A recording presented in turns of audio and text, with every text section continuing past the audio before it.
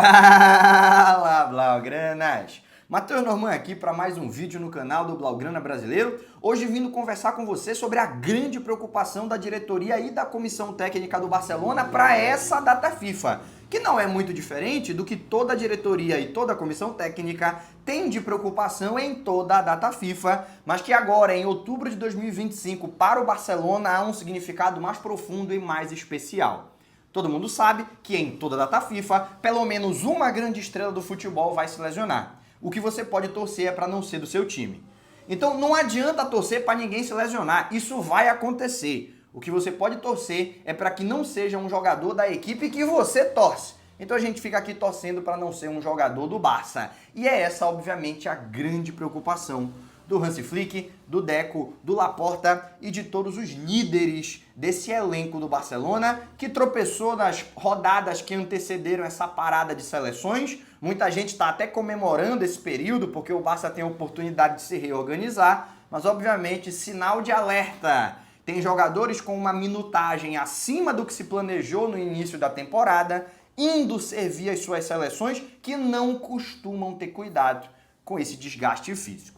Beleza? A gente vai já aprofundar esse debate, vai já conversar muito mais sobre isso, mas antes aquele lembrete, você sabe que é importante, curte o vídeo, se inscreve no canal, hypa! Fazendo tudo isso, você me ajuda a continuar crescendo e a levar um conteúdo cada vez melhor para blaugranas espalhados pelo mundo inteiro. Já curtiu, se inscreveu, hypou? Então vamos lá, rumo aos 10 mil inscritos. A tendência é que aconteça hoje, da última vez que eu olhei faltava só 5 inscritos novos. Eu tenho certeza que você que está me assistindo ainda não está inscrito, vai se inscrever e vai me ajudar a chegar nesse objetivo. Você já fez isso? Se inscreveu? Curtiu? Hypou? Então vamos lá. Você me deu seu engajamento? Deixa eu te devolver entretenimento. E eu não sei se dá para chamar de entretenimento um vídeo em que a gente vai fazer um alerta e trazer uma grande preocupação para o torcedor do Barcelona, que já tomou conta lá da comissão técnica, já tomou conta da diretoria do Barça. Mas, você sabe bem, a maioria dos jogadores do Barcelona costuma ser convocado para as suas seleções durante a data FIFA. Isso acontece com a maioria das grandes equipes europeias. Tem muitos jogadores de altíssimo nível, de primeira prateleira. A tendência é que as suas seleções os queiram para si, mas no atual momento, o Barcelona não pode se dar o luxo de perder mais nenhum jogador. Falamos no vídeo de mais cedo, você que acompanha o nosso Instagram deve vir acompanhando as notícias dos lesionados e dos prazos do seu retorno, e essa data FIFA pode ser um bálsamo para que o Barcelona reencontre o seu melhor desempenho e reencontre o caminho das vitórias depois de 2 tropeços consecutivos, 2 derrotas que aconteceram para o PSG na Champions e para o Sevilla. Essa é uma derrota bem feia, né? Um 4-1 que aconteceu no fim de semana. Então, o Barcelona imagina que, nesse período, a gente tem aí 10 a 15 dias em que os jogadores vão poder descansar, Hansi Flick vai poder refletir, os lesionados vão poder se recuperar, essa é a grande chave disso. E a esperança é que, contra o Girona, Fermín, Lamine Yamal e Rafinha, que fizeram muita falta nessa sequência de jogos. O Lamine Yamal até jogou contra o PSG, mas ficou claro para todo mundo que ele só aguentou 35 minutos. Depois foi um fantasma de si mesmo vagando pelo campo. Não tinha condições físicas de estar naquela partida tão competitiva até o final e ficou porque não tinha outras opções e a gente já fez a crítica aqui, um equívoco do Hansi Flick, era melhor ter preservado. Reincidiu na lesão, não jogou contra o Sevilla e fez muita falta.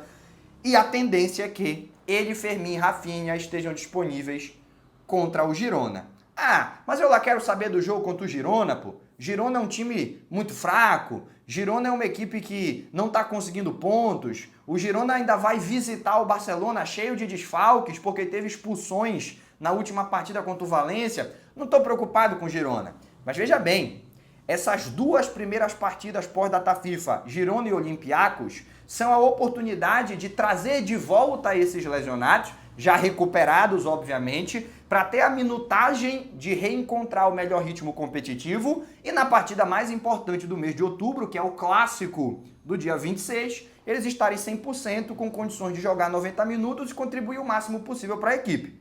Tá todo mundo de acordo com isso? É óbvio. Só que tem um problema. Existem vários jogadores, mas dois deles chamam mais atenção, que a essa altura da temporada não deveriam ter a minutagem que já acumularam, porque o planejamento da comissão técnica não era que eles tivessem, e estão ali já próximos dos 1000 minutos, com menos de 2 meses e meio da temporada completa. Não é isso? Só pelo clube, Pedri já jogou 886 minutos. E eu vou já pegar aqui o número da minutagem do De Jong, porque acabou de sumir aqui da tela para mim.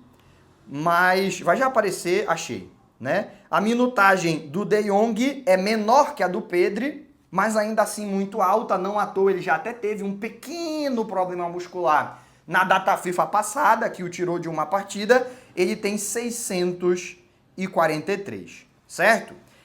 Ambas essas equipes, ambos esses jogadores estão se dedicando à equipe de uma maneira que é importante, que é necessário, que a gente precisa para poder vencer, mas que a essa altura não deveriam estar com uma situação de minutagem tão estourada. Vamos falar um pouco do Pedri. O Pedri jogou 90 minutos em 7 dos 10 jogos do Barcelona na temporada até aqui. O Barcelona jogou 10 partidas, o Pedri foi titular em todas, não teve nenhuma que ele jogou menos do que 75 minutos, e em 7 dessas 10 jogou 90. Quais foram as partidas que ele saiu antes do apito final? As partidas que o Barcelona conseguiu matar o jogo: Valência e Getafe. Contra o Valência, o Barcelona mete 6-0. Deu para tirar o Pedri e descansou. Contra o Getafe, o time faz 3-0. Eu acho até que contra o Getafe o resultado foi construído mais rápido, né, do que contra o Valência. O Valência a gente foi buscar no segundo tempo, mas de uma forma ou de outra, contra o Getafe o Pedri saiu aos 75 minutos. E a outra partida foi contra o PSG, que todo mundo percebeu que o Pedri não aguentava mais nem andar. Ele estava completamente morto. Ele era uma sombra de jogador, vagando pelo campo, assombrando os companheiros e os adversários. Ele não conseguia mais nem tocar na bola, não por falta de qualidade, não por falta de vontade, mas por falta de energia. E ele sai naquela reta final contra o PSG, não porque o Hansi Flick imaginou que era o movimento, não porque o Hansi Flick imaginou que era o movimento tático necessário, mas porque era o movimento físico que o jogo pedia. O Pedri não aguentava mais correr. Então a gente já tem um Pedri extremamente desgastado, que contra o Sevilla viveu a sua partida com menos ações com bola nessa era Hansi Flick e com mais bolas perdidas. Não tem nenhum jogo da era Hansi Flick que o Pedri tenha perdido a posse de bola tantas vezes e tenha participado tão pouco da partida quanto nesse jogo contra o Sevilla. Está muito evidente, está muito claro que o Pedri está extremamente desgastado. Deveria descansar, certo?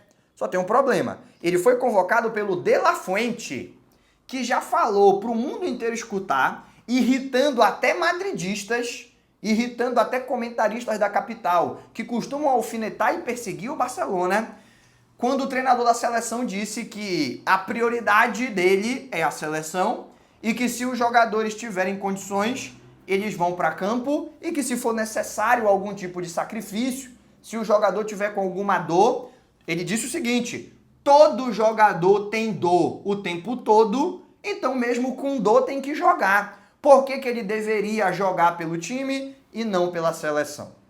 Esse é o argumento dele. Qual é o problema? Não é verdade, né? Quer dizer, a dor, ela faz parte da vida do atleta, isso é fato. Mas existem tipos diferentes de dor.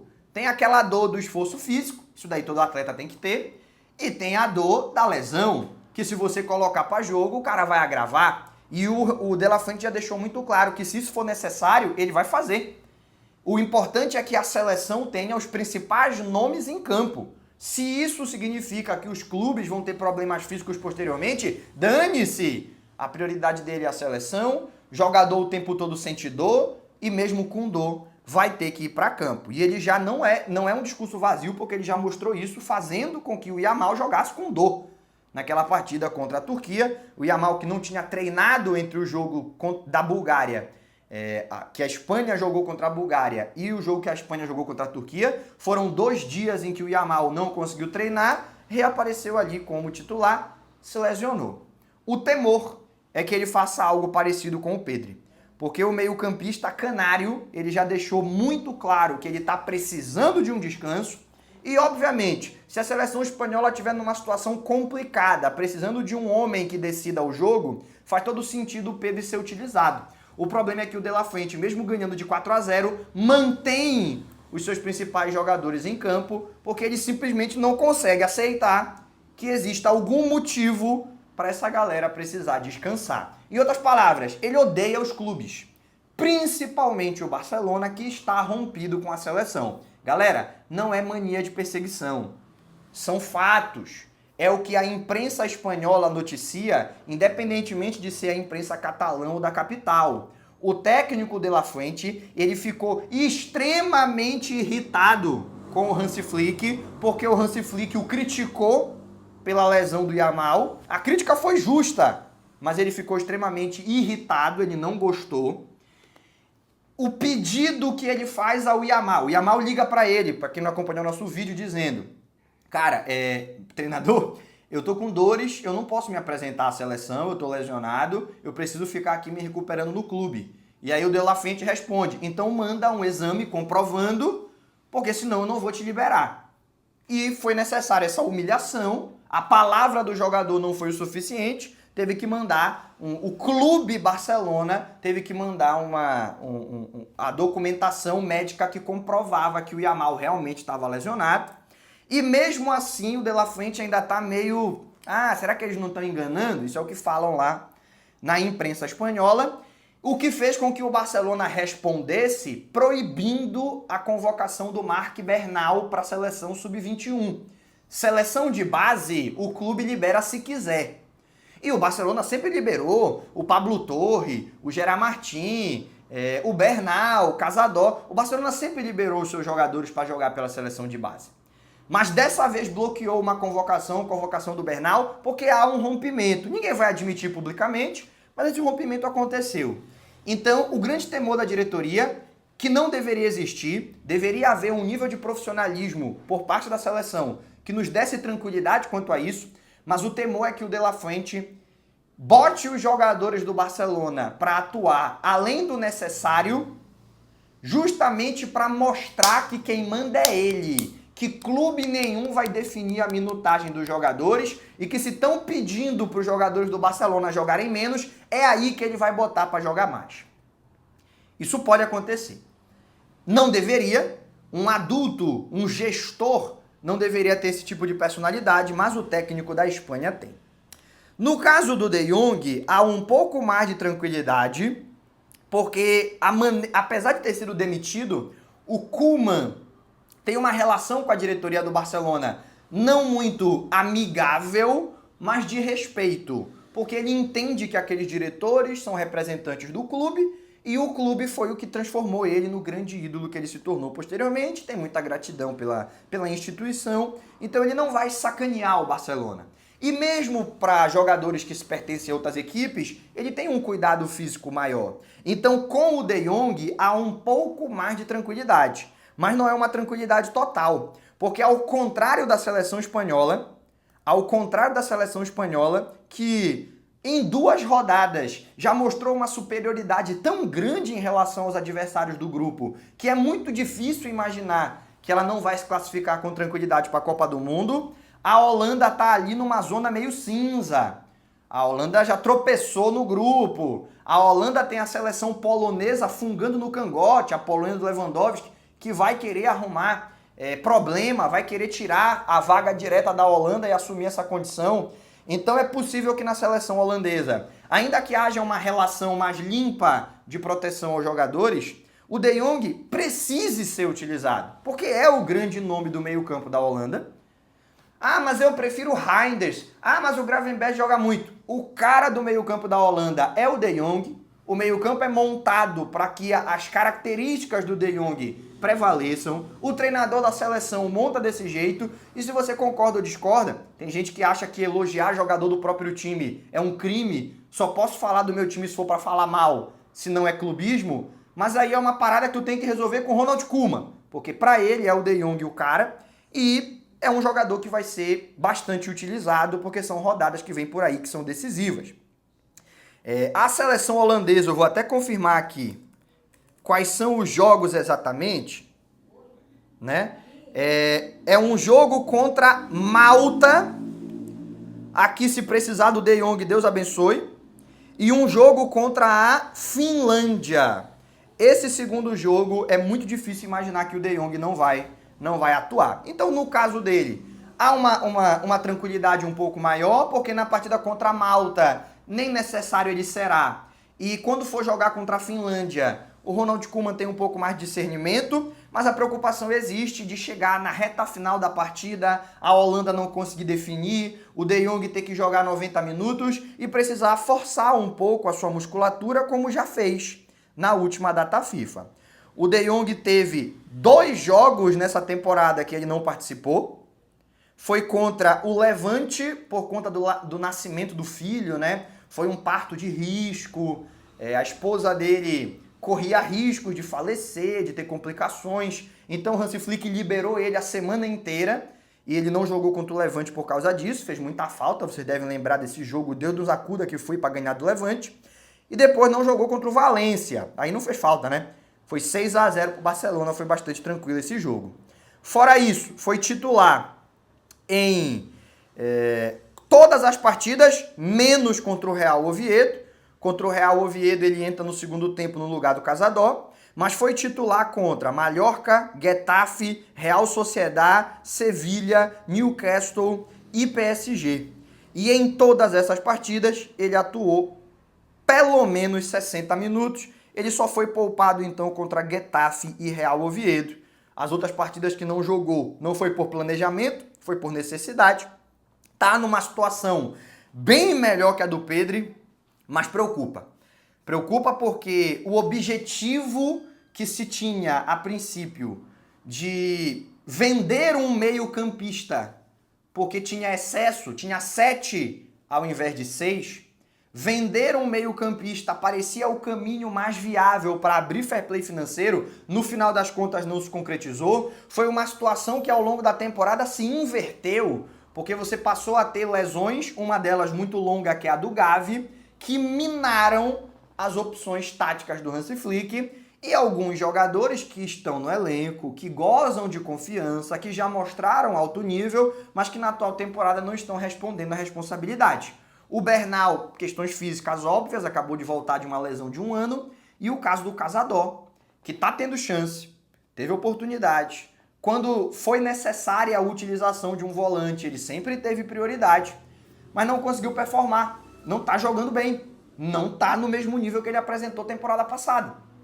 Então, seja a ausência do Pedri, seja a ausência do De Jong, muita preocupação na diretoria e na comissão técnica do Barcelona, porque poderia prejudicar bastante, não só para a partida contra o Real Madrid, mas o caminho que leva até lá e até os pontos contra essas equipes mais fracas, como é o caso do Girona e do Olympiacos. Então, no caso do De Jong, a preocupação existe por uma questão muito mais sutil, né? Não é tão extrema, mas no caso do Pedri, alerta vermelho.